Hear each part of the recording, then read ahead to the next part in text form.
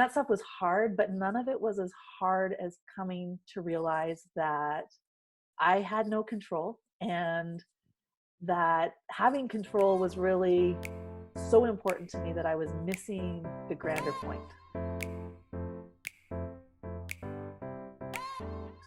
All right, it's Karalee in the house.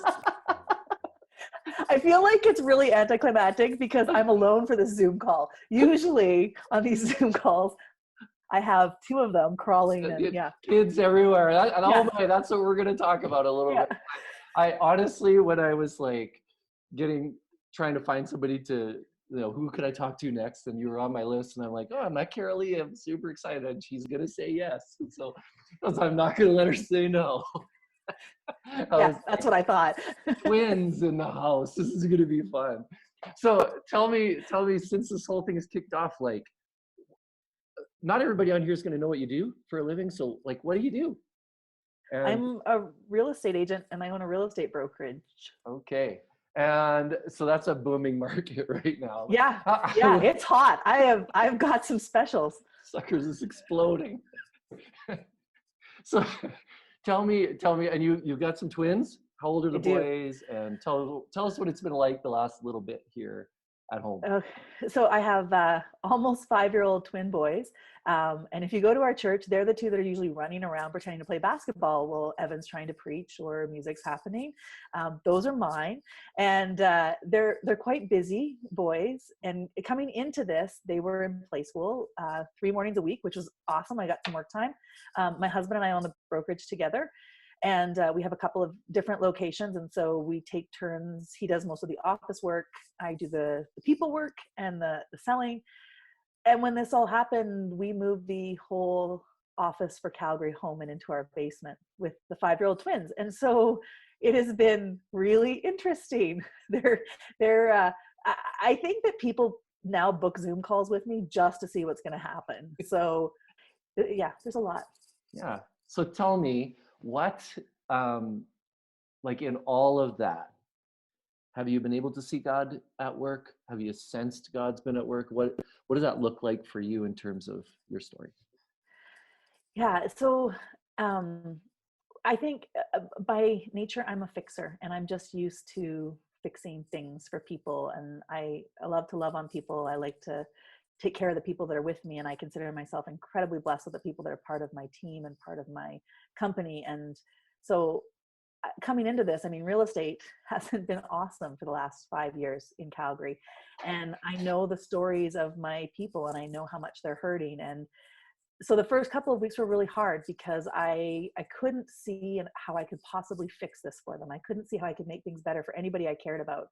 And that was something that's out of character. And I've been through some tough stuff. I went through my dad going blind. I've lost loved ones. I went through infertility. And that stuff was hard, but none of it was as hard as coming to realize that I had no control, and that having control was really so important to me that I was missing the grander point. And it took one of my kids pointed out to me on Good Friday, actually. And I think when I texted Evan about it, he was like, I think you had a miracle and you need to write that down. And I do believe that I did, because it was an incredible moment of, okay, you finally saw me, Karalee, and I'm here. And it was this moment of realizing that he's got us in every situation. And I think because I grew up in the church and I grew up with all those pat answers, I hate saying that out loud. I really do hate saying that out loud, because I don't want it to be lost as just words. It was an incredible sense of, I've got you. And I've chosen since then to see COVID as a gift, as a opportunity for me to learn more about me, to be able to be more present with my kids and my husband and my family and my relationships. And I haven't been good at taking care of myself or making time for myself. This week I got date nights with both my kids, and they were date nights with fully me with them. No phone, no taking calls or worried about who needed me. It was just me and them. And that's special. And that I hope that whatever we're learning through this, as hard as it is, and it's hard. I won't begin to say that these gifts are, they're not wrapped up like Christmas coming from Tiffany's. It's nothing like that. It's hard, and it's not without fear. There's lots of fear. The unknown of what this is going to mean for us as business owners, as family, all of those things is scary. But I also am thankful that we've been able to be given an opportunity to reevaluate and to Yeah. relearn and to pivot. And I hope that we don't forget that. And I hope that we make it so integral in who we are and part of our journey that it comes forward with us. Yeah. Yeah. You used the term like I got you term.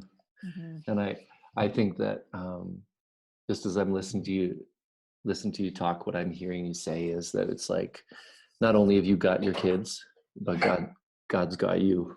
He's got you. Mm-hmm. And you may not be able to hold the whole world together. Mm-hmm. But that doesn't mean that God has left and has left you alone. And so oh man, I think this is a good place to end actually. um, uh, Thanks so much for doing that with us. Thanks for having me, Evan.